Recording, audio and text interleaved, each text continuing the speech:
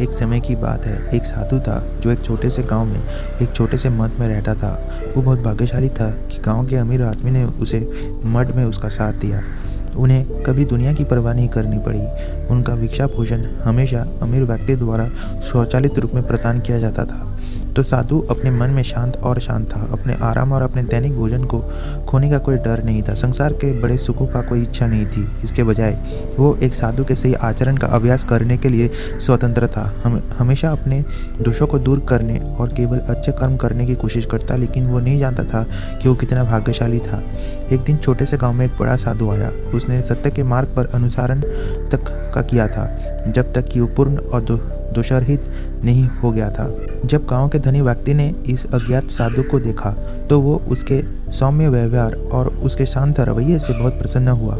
इसलिए उन्होंने उसे अपने घर बुलाया। उन्होंने उसे खाने के लिए भोजन दिया और वो खुद को बहुत भाग्यशाली समझा कि उसको एक छोटी सी शिक्षा मिली थी। फिर उन्होंने उसे गाँव के मठ में शरण लेने के लिए आमंत्रित किया। उन्होंने कहा, मैं आज शाम वहाँ आपसे मिलने जाऊँगा, ये सुनिश्चित करने के लिए कि सब कुछ ठीक है। जब पूर्ण साधु मठ में पहुंचे तो उनकी मुलाकात गांव के साधु से हुई। उन्होंने एक दूसरे को सुखद शुभकामनाएं दी। तब गांव के साधु ने पूछा, क्या तुमने आज दोपहर का भोजन किया है? दूसरे ने उत्तर दिया, हाँ, मुझे उस मठ के समर्थक द्वारा दोपहर का भोजन दिया गया था। उन्होंने मुझे यहाँ आश्रय लेने के लिए भी आमंत्रित किया है। गाँव का साधु उसे एक कमरे में ले गया और वहीं छोड़ गया। सिद्ध साधु ने अपना समय ध्यान में व्यतीत किया। बाद में उसी शाम गाँव का धनी व्यक्ति आया। वो आने वाले पवित्र व्यक्ति के सम्मान में फल फूल और दीपक का तेल लाया। उसने गांव के साधु से पूछा, हमारा मेहमान कहाँ है? उसने बताया कि वो इस कमरे में है। वो व्यक्ति कमरे में गया, सम्मानपूर्वक प्रणाम किया और पूर्ण भिक्षु का अभिवादन किया। फिर से उन्होंने दुर्लभ तुषारित द्वारा सिखाए गए सत्य के मार्ग को सुनने की सराहना की। बाद में जैसे ही शाम हुई, उन्होंने दिए जलाए और मठ के अंदर सुंदर मंदिर में फूल चढ़ाए। उन्होंने अगले दिन दोनों भिक्षुओं को अपने घर पर दोपहर के भोजन के लिए आमंत्रित किया और वह चला गया और घर लौट आया। शाम को एक भयानक घटना हुई।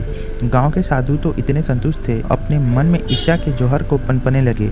उसने सोचा, गांव के अमीर व्यक्ति ने यहाँ मेरे लिए आसान बना दिया है।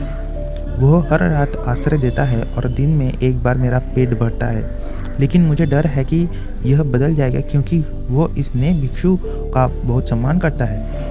अगर वो इस मठ में रहता है तो मेरे समर्थक मेरी देखभाल करना बंद कर सकते हैं, इसलिए मुझे ये सुनिश्चित करना चाहिए कि नया भिक्षु ना रहे।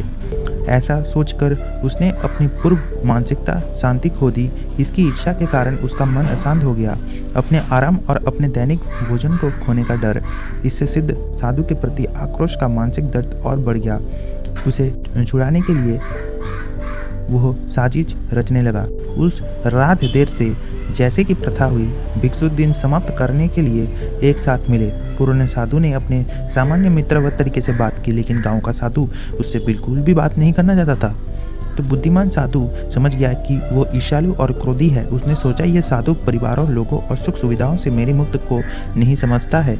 मैं यहाँ रहने के लिए नहीं आया हूँ।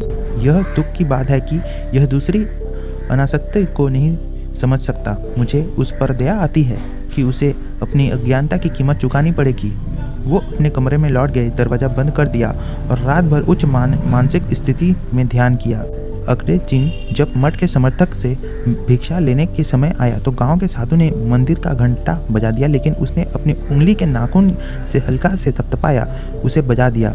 मंदिर के प्रांगण के पक्षी भी इस छोटी सी आवाज़ को नहीं सुन सके। फिर वो अतिथि साधु के कमरे में गया और दरवाज़ा खटखटाया, लेकिन फिर उन्होंने केवल अपनी उंगलियों के नाखून से हल्के से थपथपाया।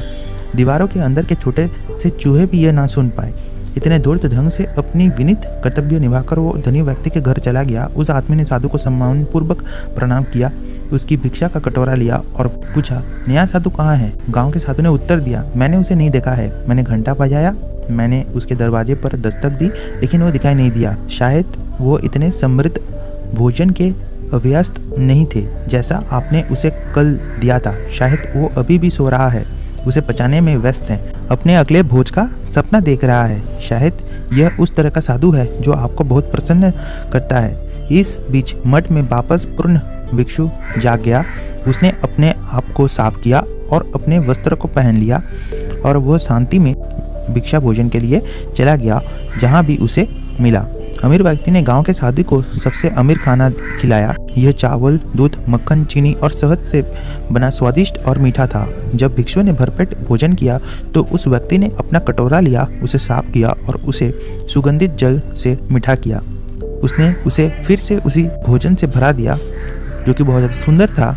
उन्होंने उसे वापस साधु को देते हुए कहा, माननीय भिक्षु, हमारे पवित्र आगंतुक को यात्रा से तक जाना चाहिए। कृपया मेरी विनम्र भिक्षा भोजन उनके पास ले जाएं।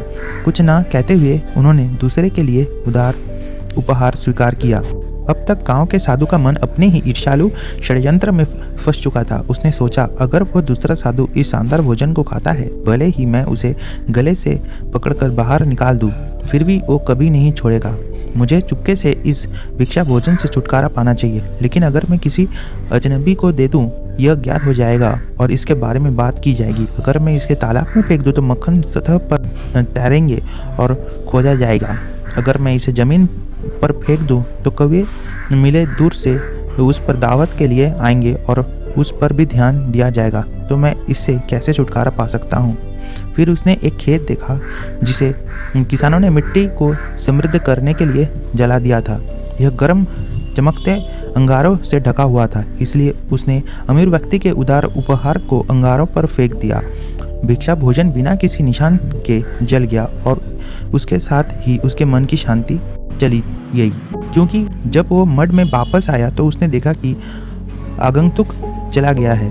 उसने सोचा, यह एक पूरी तरह से बुद्धिमान भिक्षु रहा होगा। उसे पता होना चाहिए कि मैं अपने पसंदीदा स्थान को खोने से डरता हूँ। उसे पता होना चाहिए कि मैंने उसे नाराज कर दिया और उसे छोड़ने की कोशिश की।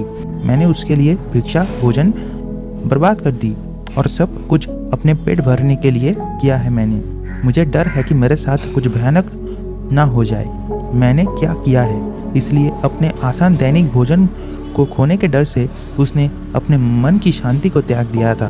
जीवन भर अमीर आदमी उसका साथ देता रहा, लेकिन उसका मन पीड़ा और पीड़ा से भरा था।